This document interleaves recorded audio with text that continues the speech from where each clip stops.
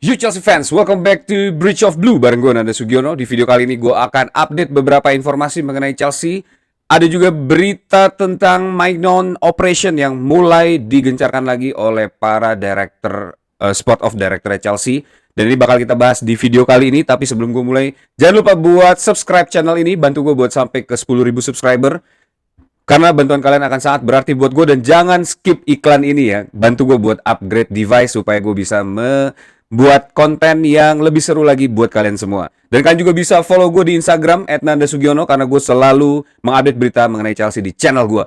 Dan buat kalian yang mau membeli jersey klasik dengan kualitas modern, jangan lupa untuk scan barcode yang ada di video ini. Kalian akan langsung ke jerseymegastore.id. Di situ kalian bisa pilih jersey favorit kalian. Dapetin juga diskon dengan menggunakan JMS Strip 10 ya untuk mendapatkan diskon 10% pada saat kalian check out. Jadi tunggu apa lagi? Ada beragam jersey dari berbagai season dan juga range harganya juga sangat terjangkau ya, dari yang 300.000 sampai yang jutaan. Jadi kalian tinggal pilih aja dan penawaran ini sangat terbatas. Jadi langsung aja. Kita mulai aja ya, berita dari ini gue semua sadur dari portal berita atau kanal X ya, dari beberapa akun-akun berita atau fans club Chelsea forum yang juga aktif mengkurasi beberapa berita valid ya. Datang dari Chelsea Transfer ya. Kalau menurut dari Sky Cafe ini adalah salah satu jurnalis sport senior di Sky Sport ya. Chelsea sedang membangun tim untuk 5-10 tahun ke depan dan cuma melihatnya sebagai STV FC atau Cole Palmer FC. Tapi target dari Chelsea adalah punya squad yang berisi 6-7 pemain dengan tipe seperti Estevao atau Palmer. Chelsea memilih merekrut Estevao bukan Endrick dan mereka mendapatkan lebih cepat dari rival setelah 3 tahun proses scouting. Jadi seperti yang kita tahu ya, Estevao ini dari umur 10 tahun ini sudah menjadi pusat perhatian di Brazil ya. Ada juga seliweran di beberapa media sosial tentang berita mengenai Estevao di 10 tahun itu sudah masuk ke TV nasional ya, karena digadang-gadang menjadi the next big things dari Brazil. Dan dia akhirnya bergabung dengan Palmeiras.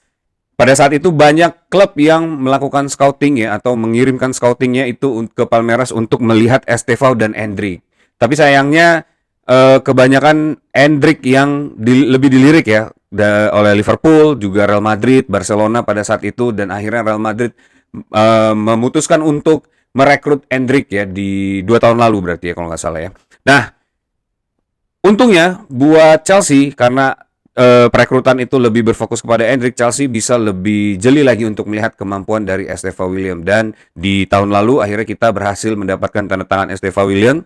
Kemudian kita di tahun ini Estevao William itu akhirnya bisa melakukan debutnya di Chelsea ya. Dan kita lihat sampai dengan seperempat musim ini penampilan Estevao William itu grafiknya terus menanjak. Dan ini menjadi salah satu bukti kejelian dari tim scouting dan sporting directornya Chelsea pada saat ini. Yang di awal-awal Chelsea diambil alih oleh Todd Boehly, kita sempat meragukan mengenai keputusan-keputusannya ya. Tapi di musim ketiga dari Todd Boehly ini kita mulai melihat ada perkembangan yang signifikan dari hasil proses scouting dan juga investasi yang dilakukan oleh Blue Co Company ya. Jadi semoga aja nanti Chelsea ini proyek jangka panjangnya ini di dalam 1 atau 2 tahun nanti itu bisa mendapatkan hasil yang lebih cepat ya. Jangan sampai karena alasan proses 5-10 tahun ini kita tidak bisa mendapatkan trofi-trofi utama yang memang udah lama nggak didapatkan oleh Chelsea, dan juga menjadi tradisi untuk mengisi trofi roomnya Chelsea di setiap musim ya. Jadi harapan gue semoga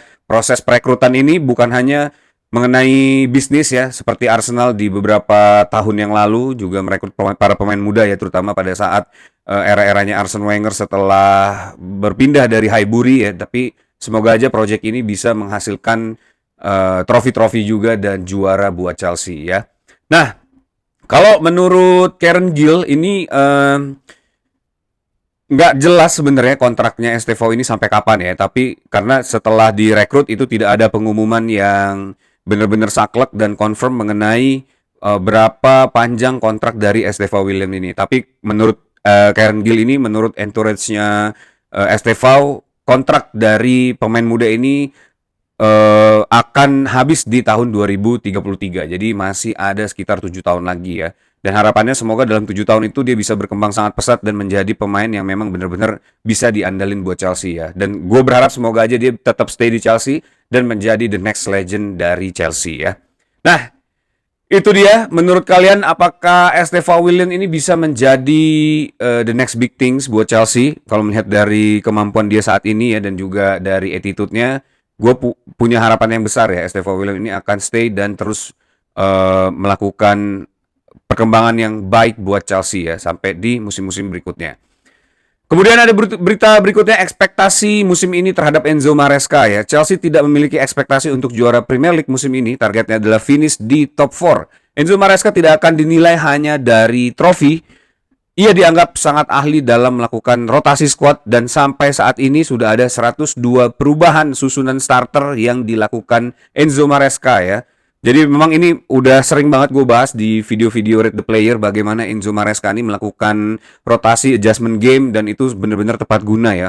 Walaupun di dalam setupnya kadang-kadang kita merasa kayak kelihatannya ini Enzo Maresca melakukan eksperimen lagi dan kemungkinan besar bisa membahayakan Chelsea di pertandingan tersebut, tapi nyatanya mungkin dari 10 rotasi yang dia lakukan hanya 1 atau 2 pertandingan aja yang kita gagal untuk menang ya. Sisanya lumayan berjalan mulus, terus juga setup gamenya juga bisa menghasilkan memang end product yang kita inginkan, dan yang paling penting menurut gue itu adalah bagaimana Enzo Maresca bisa menumbuhkan dan mengembangkan para pemainnya menjadi para pemain yang menurut gue OTW menjadi world class player ya, seperti Estevao, Palmer, Cucurella, terus juga yang terakhir adalah Robert Sanchez ya. Dan semoga aja ini memang buah dari kesabaran dan kejelian dari Enzo Maresca, dan para True Blue juga harus mensupport ya tipikal pelatih seperti Enzo Maresca ini, karena di era Abramovich kita nggak pernah memiliki pelatih yang punya kesabaran ya untuk memupuk para pemain sampai mereka bisa mengeluarkan permainan terbaiknya. Terus juga kita nggak pernah punya pelatih yang berani melakukan banyak rotasi ya dalam setiap pertandingan.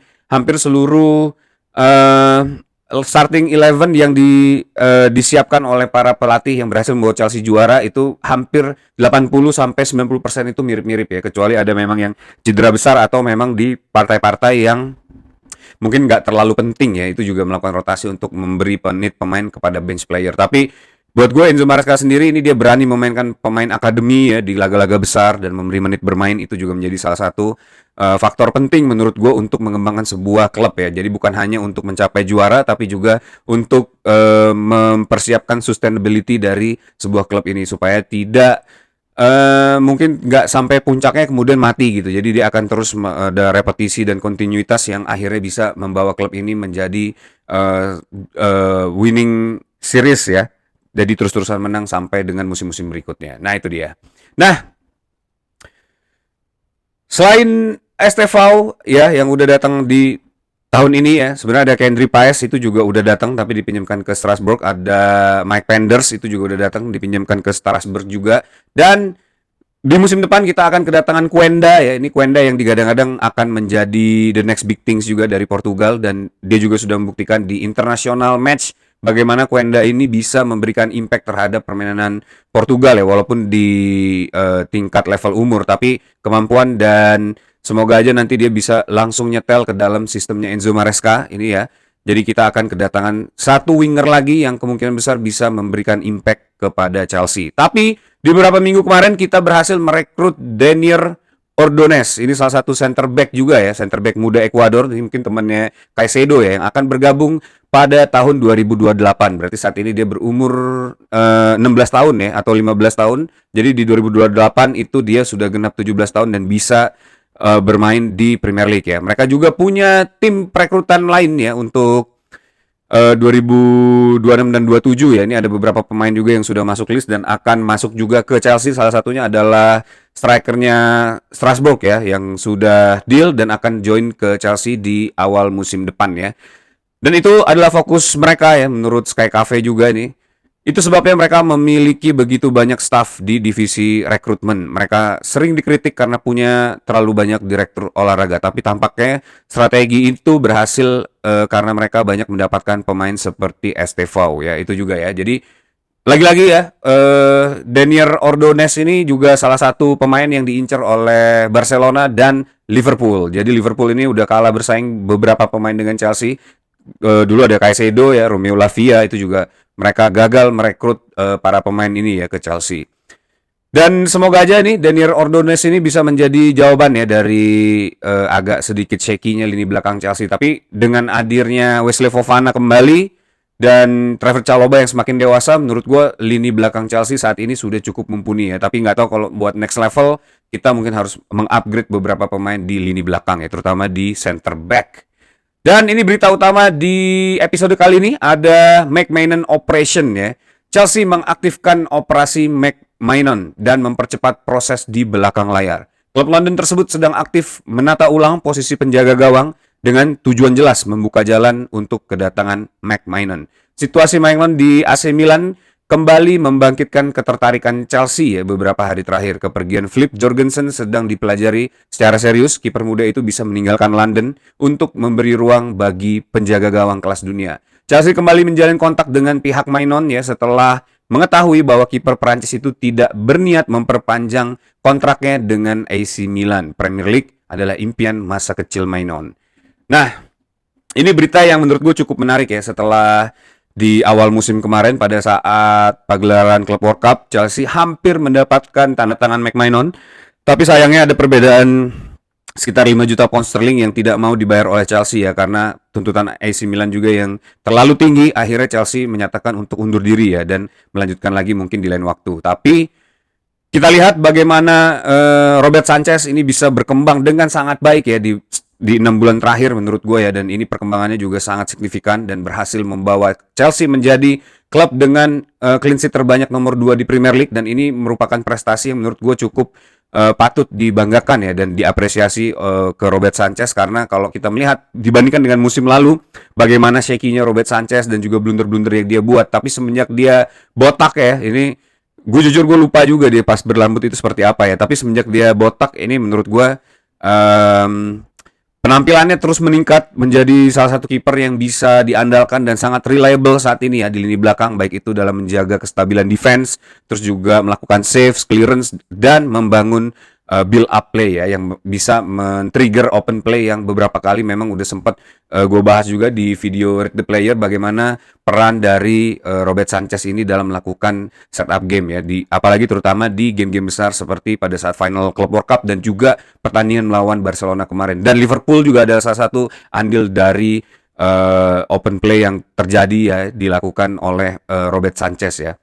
Tapi walau begitu memang ada momen-momen di mana gue merasa kayak Robert Sanchez ini kelihatannya agak shaky gitu ya. Tapi akhirnya Robert Sanchez ini bisa membuktikan bahwa sebenarnya Robert Sanchez ini bisa menjadi salah satu kiper yang cukup diandalkan di musim ini ya.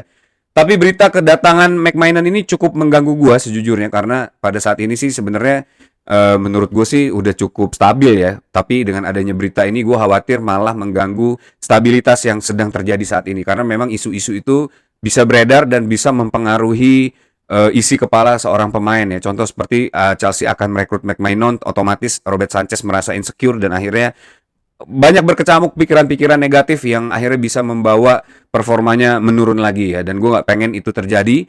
Jadi gue berharap aja semoga berita ini sebenarnya nggak benar ya, dan akhirnya Chelsea tetap memutuskan untuk memainkan McMahon dan akhirnya dia akan bersaing dengan Mike Penders yang saat ini juga tampil begitu cemerlang di Strasbourg ya.